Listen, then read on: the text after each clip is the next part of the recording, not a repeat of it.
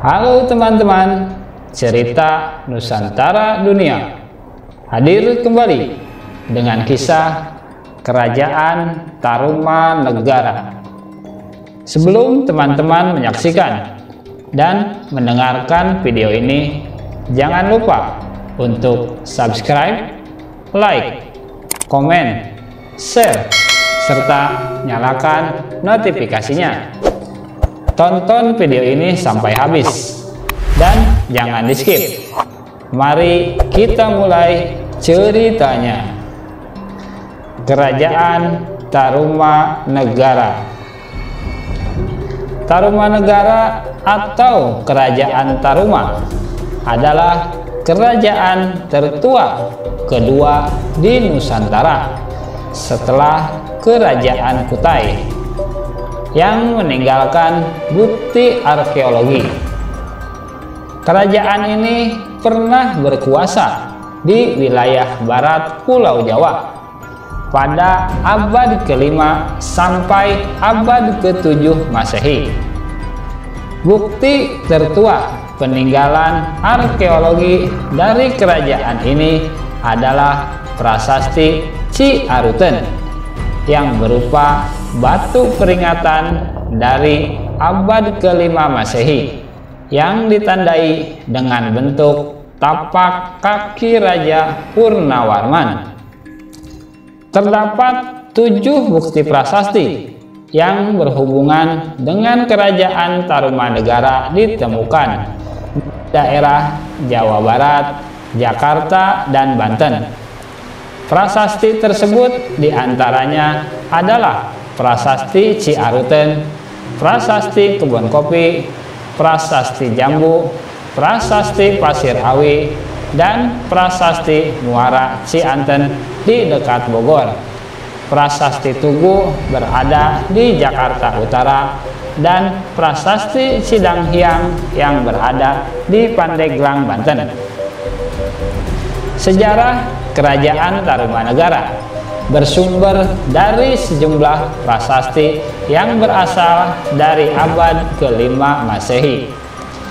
Prasasti tersebut diberi nama berdasarkan lokasi penemuannya, yaitu Prasasti Ciaruten, Prasasti Pasir Koleangkak, Prasasti Kebun Kopi, Prasasti Tugu, Prasasti Pasir Awi, Prasasti Muara Cianten, dan Prasasti Cidanghiang.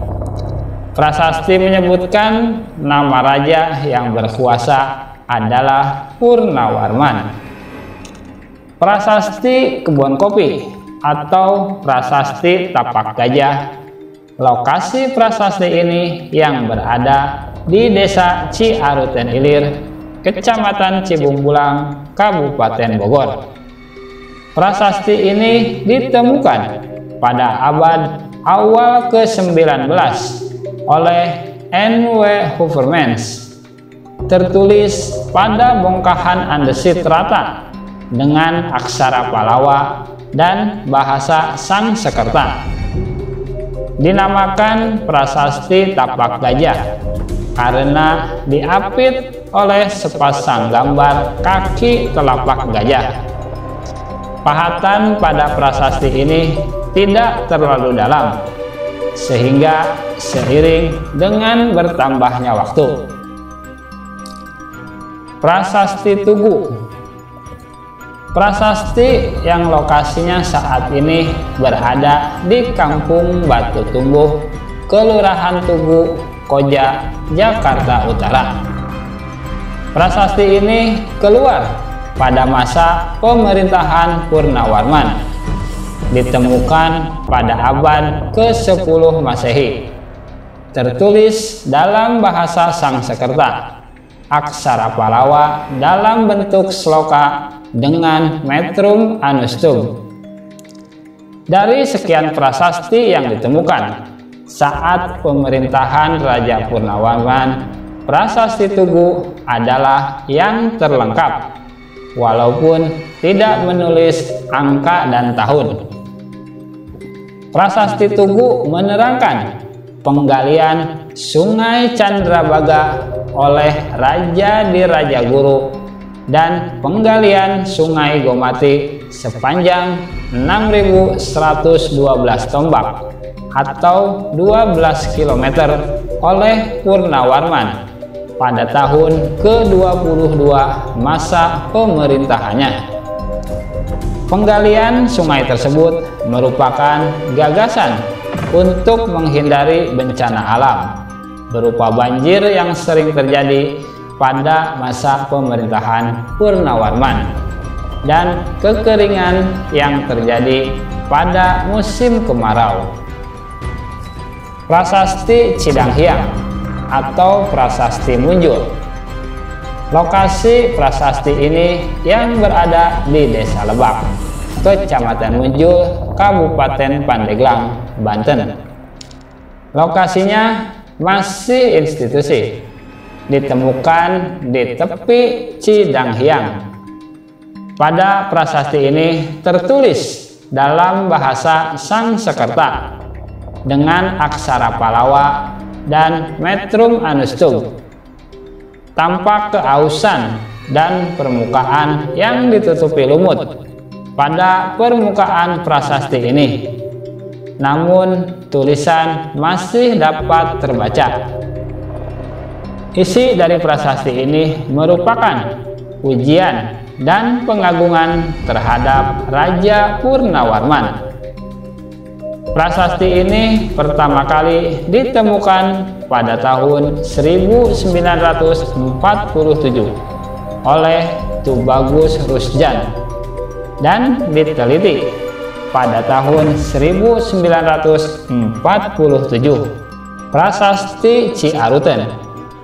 Lokasi Prasasti Ciaruten di Desa Ciaruten, Kecamatan Bungbulang, Kabupaten Bogor, ditemukan di aliran Ciaruten, Bogor pada tahun 1863. Prasasti ini terbagi menjadi dua bagian, yaitu Prasasti Ciaruten A yang tertulis dengan bahasa Sangsekerta dan aksara Palawa yang terdiri atas 4 baris puisi India atau irama anustum, dan Prasasti Ciaruten B berisikan goresan telapak kaki dan motif laba-laba yang belum diketahui maknanya. Menurut juru kunci Prasasti Ciaruten, simbol yang terdapat pada prasasti tersebut menandakan Raja Purnawarman yang gagah perkasa dan berkuasa. Prasasti ini memiliki ukuran 2 meter dengan tinggi 1,5 meter dan berbobot kurang lebih 8 ton. Alih aksara dari prasasti ini yaitu baris pertama berisikan Pikiran Tasya Panipateh, baris kedua berbunyi Srimata Purnavarmana, baris ketiga berbunyi Tarumanagara Rendesya, baris keempat berbunyi Pisnar Ipa Papadpayam, yang artinya inilah sepasang telapak kaki yang seperti telapak kaki Dewa Wisnu. Ialah telapak kaki yang mulia Purnawarman, raja di negara Taruma atau Tarumanegara, raja yang gagah berani di dunia. Berdasarkan pesan yang terdapat pada Prasasti Ciaruten, kita mengetahui bahwa prasasti ini dibuat pada abad ke-5 dan menginformasikan bahwa pada masa lalu terdapat kerajaan Tarumanegara yang dipimpin oleh Raja Purnawarman yang memuja Dewa Wisnu, yang telah dipengaruhi oleh kebudayaan India dan terbukti pada nama raja yang berakhiran Warman, alih bahasa dari Parman, serta telapak kaki yang menandakan kuasa pada zamannya. Pada tahun 1863,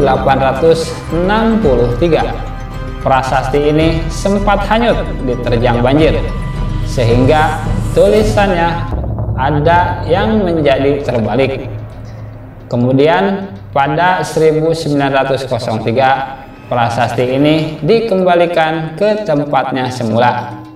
Dan pada tahun 1981 barulah prasasti ini dilindungi. Prasasti Muara Cianten. Lokasi prasasti Muara Cianten berada di Kampung Muara, Desa Ciaruten, Kecamatan Cibungbulang, Kabupaten Bogor. Prasasti ini ditemukan pada tahun 1864 oleh N.W. Heuvelmans dan beberapa tokoh lainnya. Ukuran prasasti Muara Cianten sekitar 2,7 kali 1,4 kali 1,4 meter dengan jenis batu andesit. Hingga saat ini isi prasasti ini belum dapat dibawa sebab menggunakan huruf sangka atau hikal seperti huruf pada prasasti Pasir Awi dan Ciaruten B. Prasasti Jambu atau prasasti Pasir Koleangkak. Lokasi Pasir Jambu yang berada di Desa Parakan Muncang, Kecamatan Nanggung, Kabupaten Bogor. Tempat ditemukannya prasasti ini merupakan perkebunan karet sadeng jambu pada masa kolonial Belanda. Prasasti ini ditemukan pada tahun 1854 oleh Jonathan Rigg yang diperkirakan dibuat pada abad ke-5. Tulisan pada prasasti ini dipahat pada batu menyerupai segitiga berukuran sekitar 2-3 meter tiap sisinya. Tertulis dalam huruf Palawa dengan bahasa Sangsekerta dan terdapat pahatan sepasang telapak kaki.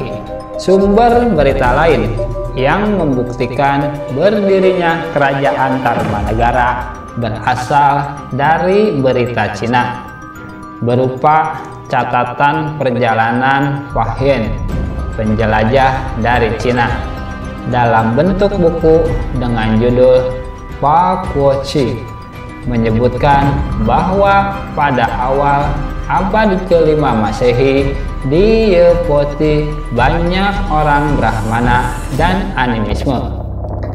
Pada tahun 414 Masehi, Fahian datang ke tanah Jawa untuk membuat catatan sejarah Kerajaan Tulomo atau Kerajaan Tarumanegara dan singgah di Yepoti selama 5 bulan.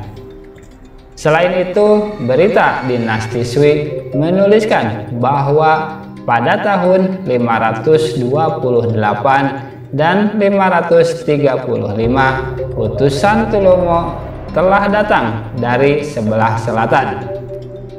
Berita dinasti Tang menuliskan bahwa pada tahun 666 dan 669 utusan Tulomo telah datang.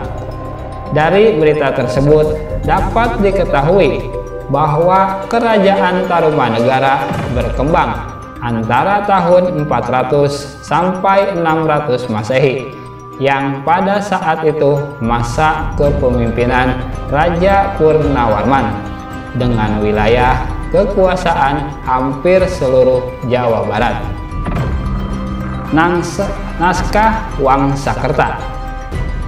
Naskah Wangsakerta menjadi polemik di kalangan sejarawan sebab naskah-naskah ini diragukan keasliannya sehingga sulit untuk dijadikan patokan sejarah.